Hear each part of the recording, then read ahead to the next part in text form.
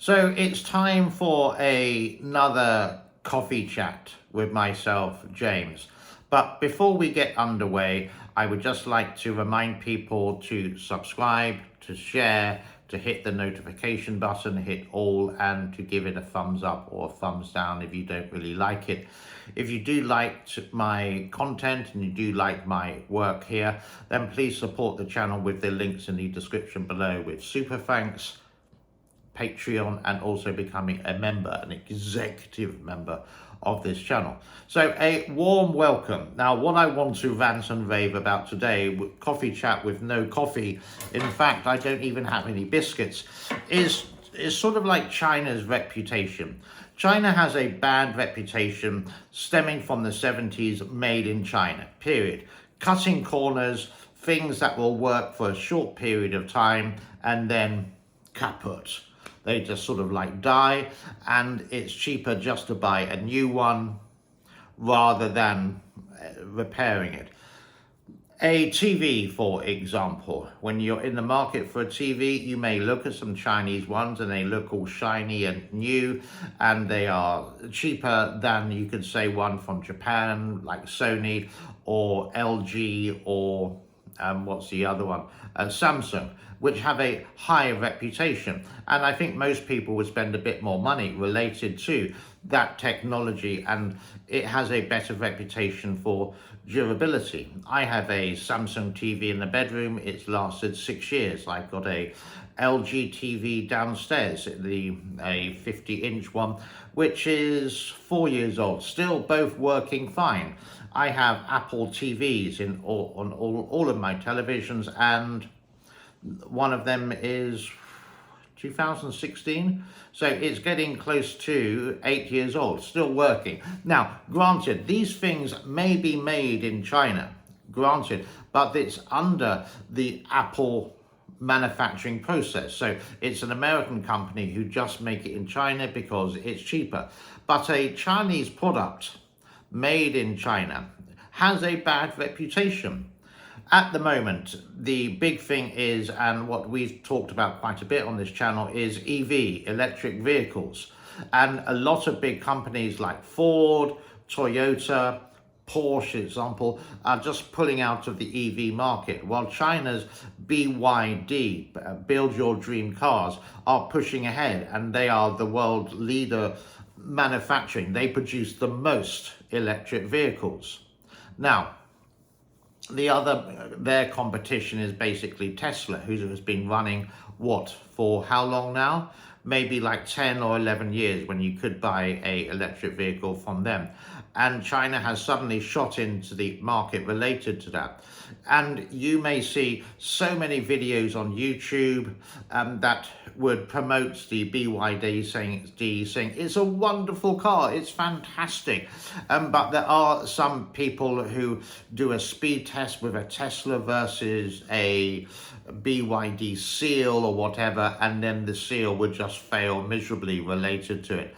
It all looks flashy and new, but is it going to last? And we just don't know with this, only time will tell.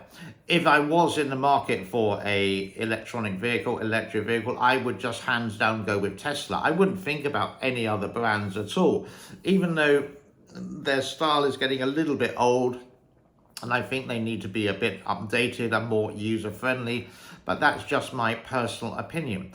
But a BYD is only like in the last couple of years they come onto the market, and people do buy them, and I'm sure that it's fine for them at first, but a little bit later down the line, is it going to be fine because of that reputation?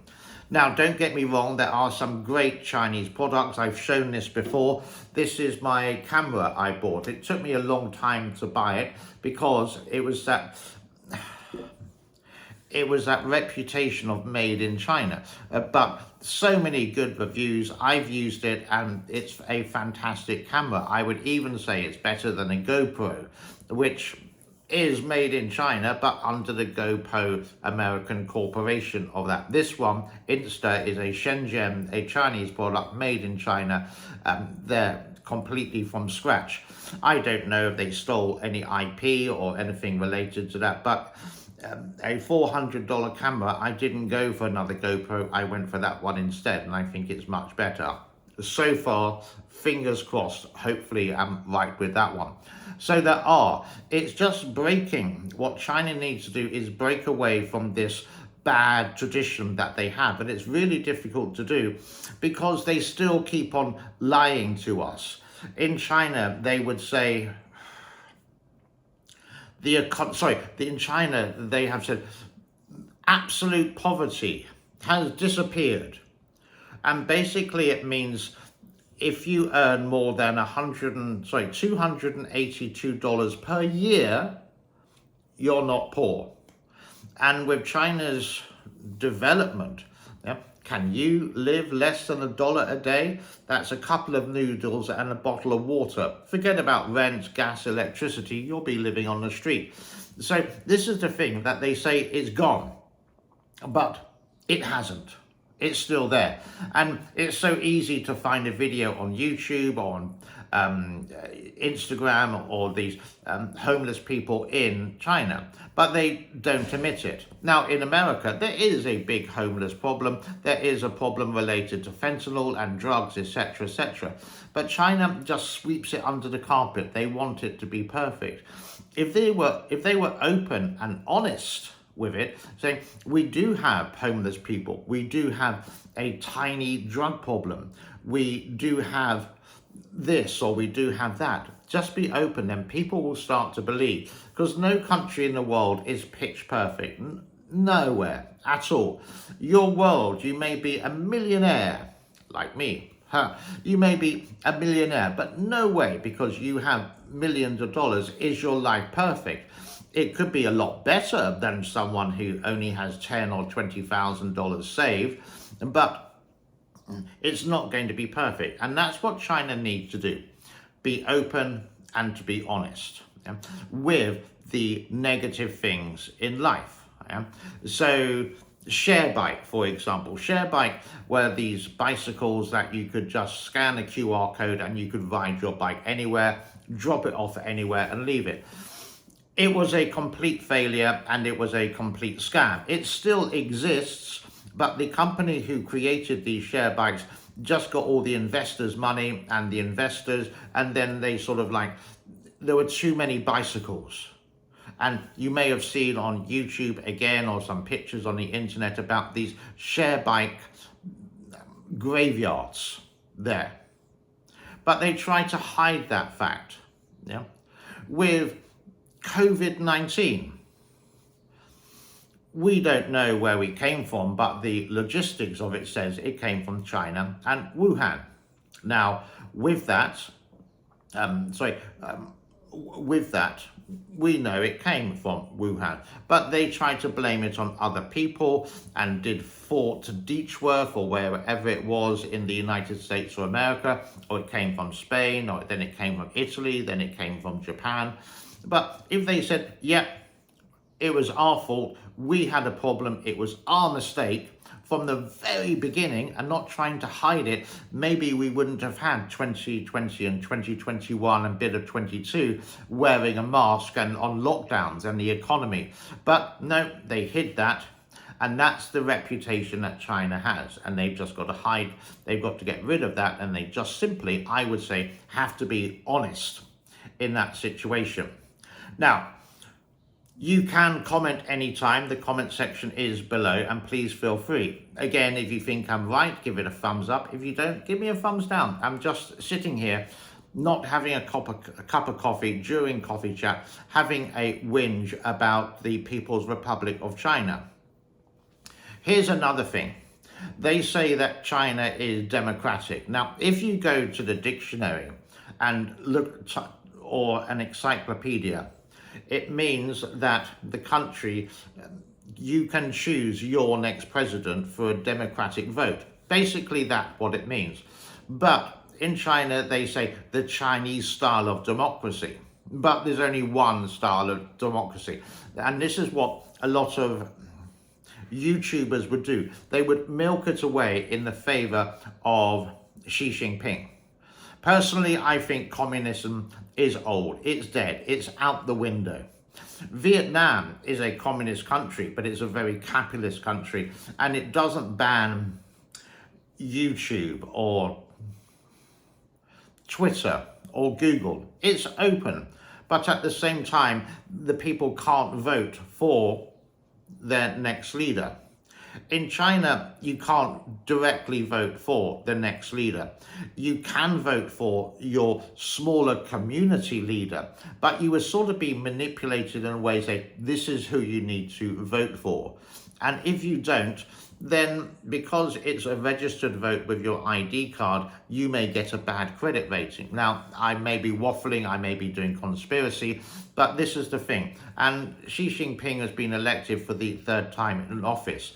And since 2013 to now 2024, you could see China's decline. But he's a stubborn man.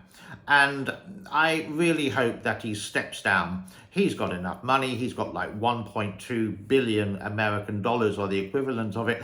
He doesn't need to work anymore. He's just on a power trip. And the thing is, if he did step down, well, that's going to be his demise. That's he's going to have less security, etc., etc. There's another thing.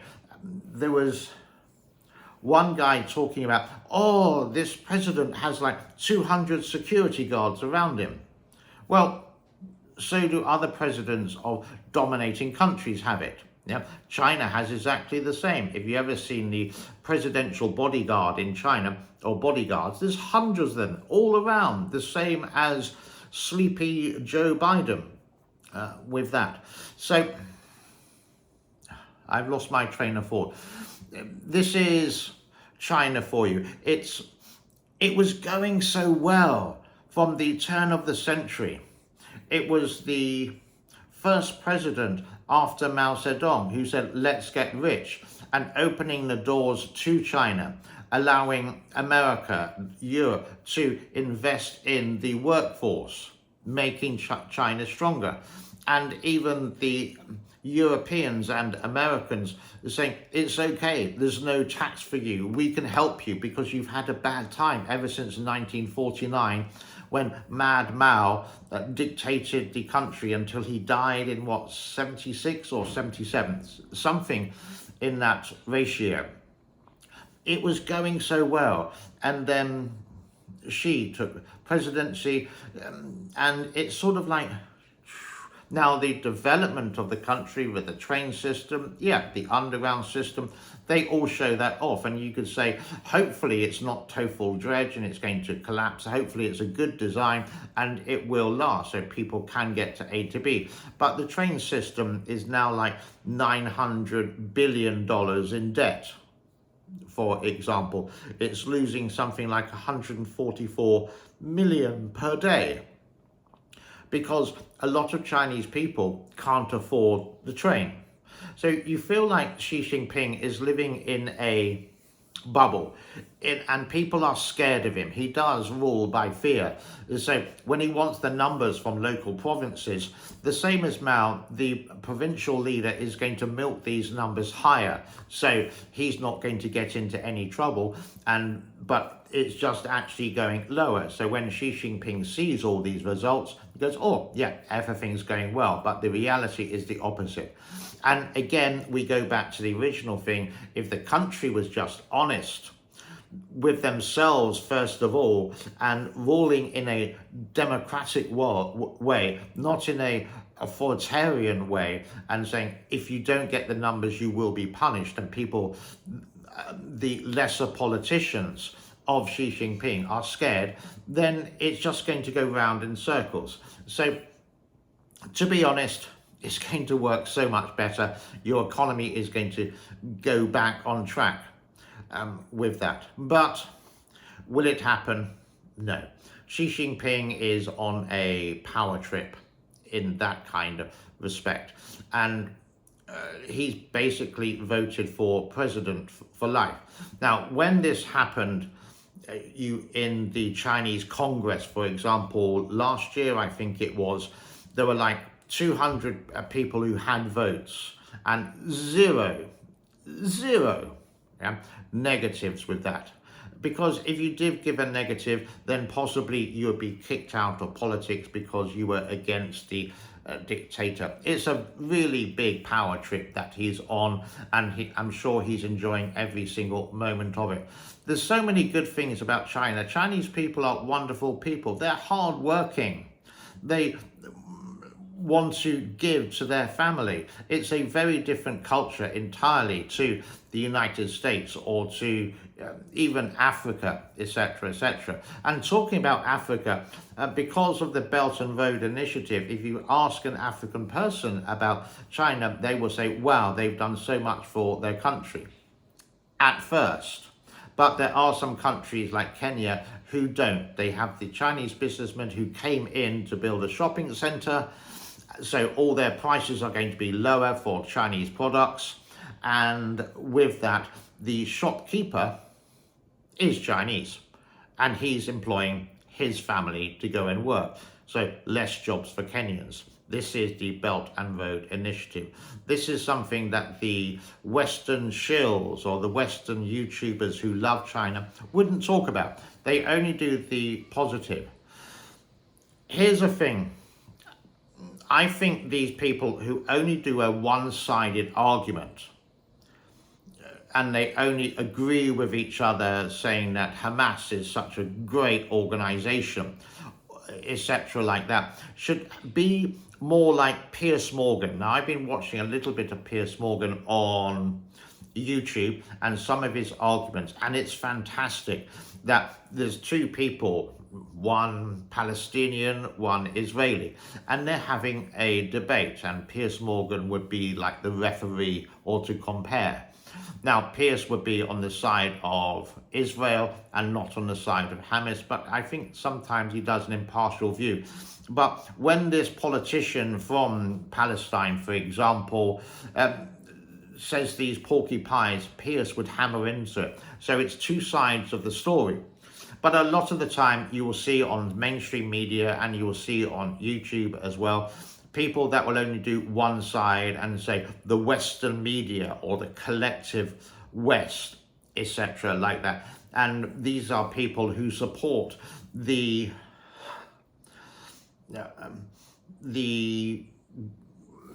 person in charge of Tehran. They say that Colonel Gaddafi was a great leader, even though Libya did the 1989 Lockerbie bombing of the airplane. I have actually been to Libya a couple of times on a cruise ship. I was working on the ship, and it was actually quite an amazing place because you would think it would be very dangerous, and the people were actually very friendly. They didn't harass you in the market. And I remember the bus ride back into the port where he was actually praising how the economy is in Libya. This is before all the wars and conflicts started.